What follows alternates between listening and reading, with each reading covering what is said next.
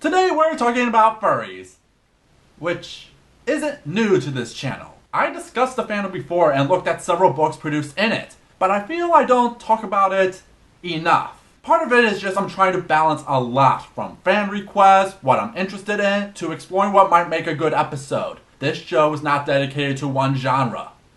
Though, furry isn't really a genre, it's kind of more of an aesthetic. Whatever. But yeah, even with what I reviewed, I only scratched the surface what the fandom can do.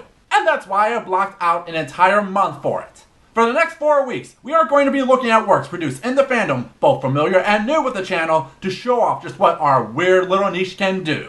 Ladies and gentlemen, boys and girls, people of all ages, my name is David Popovich, aka the Bookworm, and welcome to Bookworm Reviews. Sit back and relax as we dive into Forest Gods, Book 2 of The Fire Bearers by Ryan Campbell.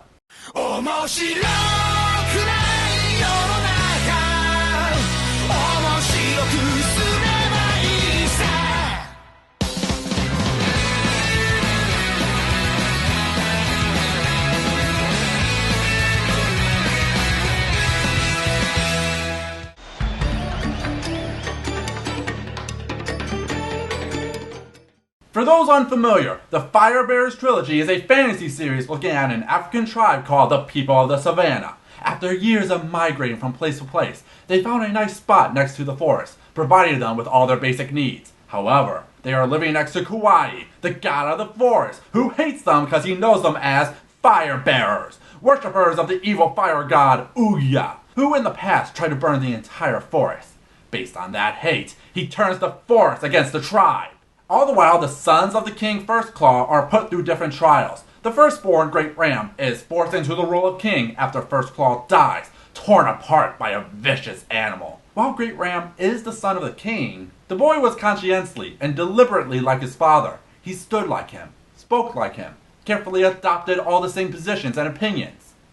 But he lacked King First Claw's cunning and wisdom. Great Ram is still a young man with no experience over the responsibility he has now, with the forest against them, his people starving, and he has no idea what course of action to do. All I had to do was say everything he said, but now he's not here to say it. How am I supposed to know what a king would do? How did my father know? And stuff like that is why he keeps getting drunk. I would say worst king ever, but the dude has enough problems. The village healer Cloud tries to counsel him, but as the days pass, he stops listening to her and moves towards his brother, Laughing Dog. Okay, in the last book, Laughing Dog was banished because he didn't respect the village traditions about gods. On his journey, he got possessed by the evil fire god Uya, who also killed King First Claw. Laughing Dog believes he is in control and returns to his village. But everyone sees that he's changed. He's seen talking to himself and has an unending hunger. She had seen the hunger that burned in Laughing Dog's eyes, the haunted expression on his face, the way that fire seemed to transfix him. Growing fat while others starve, he hasn't changed on his views of the gods. We have lost Kauai's true nature in the stories. Now we live here, and we see he is an angry and murderous god. He believes man should not be subservient to the gods, that they have the right to what they want. It's a right that belongs to all of us. We will spit in the face of any foe that tries to destroy us. We will do our best to pierce its heart, be it animal, human, or even God. It is in our nature, the nature the gods gave to us when they made us. How then can it be wrong? Let's make the forest great again!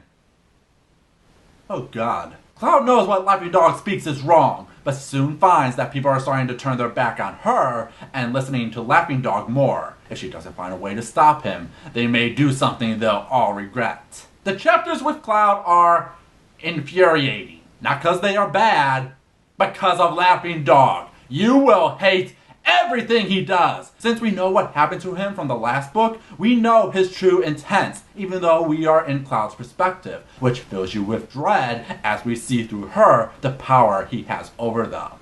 And if Cloud can do what is necessary. But that's just one side of the story. Let's not forget the final son, Clay, the kid who is a devout worshiper of the gods who got kidnapped by Dodo, the son of Kauai. The experience has changed Clay. So much of what he had understood had changed. The gods were inscrutable, even valuable. Clay learned that the gods are not all he once thought they were, that there is more going on with Kwai's hate for his people, and that mystery has led the two to go to the savannah to finding Sarmu. If anyone knew the source of Kwai's rage against the Fire Bearers, or the events of the conflict with Uya, it would be the savannah god. But as they look for this god, they learn he's lost. How do you lose a god? However, a lot else has changed for Clay. Once crippled, Dodo has healed Clay's foot, and while at first Dodo despised Clay for being a fire bearer, he has come to like him. Really like him. Okay, I didn't bring this up from the first book because it would spoil their character arc, but when Dodo sees his father's rage is misplaced and Clay worships him like a god, it leads to a point where the two made it. Huh. I thought people would have freaked out more.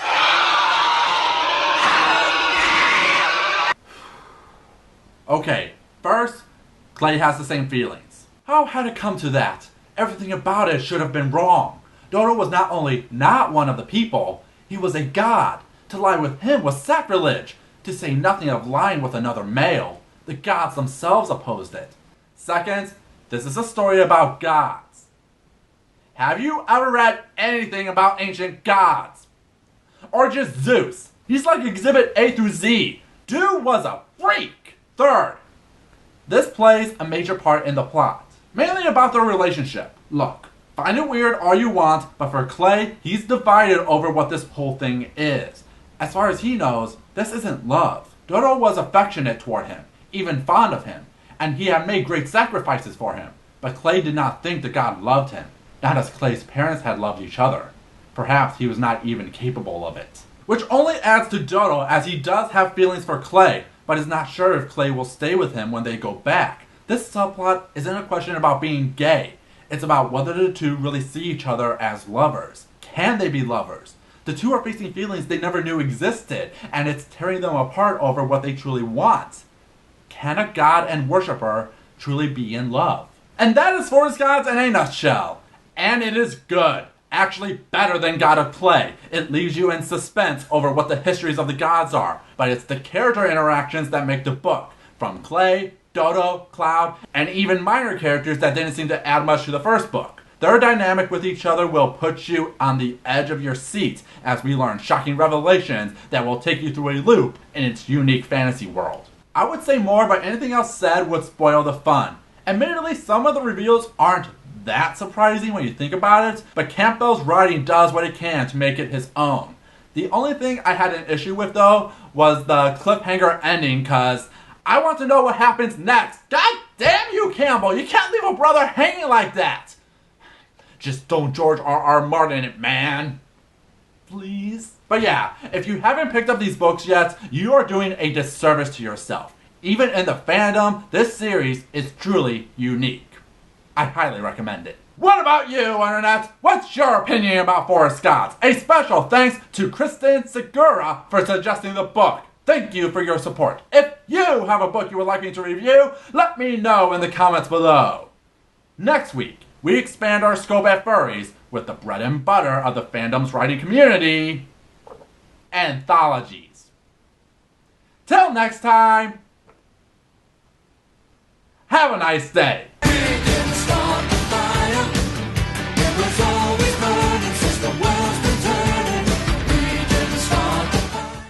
Hey guys, quick announcement. If you've been following this channel, you will see we are almost to 1,000 subscribers. It's not a big number, but the fact I'm almost there is amazing. I want to thank you guys for supporting me through the years in the one way I can. Once we cross the 1,000 subscriber mark, I'll review any book you guys want. No matter what I have planned, I will review it. Except Goosebumps. I have plans. If you would like to suggest a book for the occasion, then comment below or on my Facebook or Twitter with the hashtag 1000books. The top 5 I find will then be put through a poll, and after that, we'll have some fun. So thank you again for everything. Start putting your suggestions down, and again, have a nice day.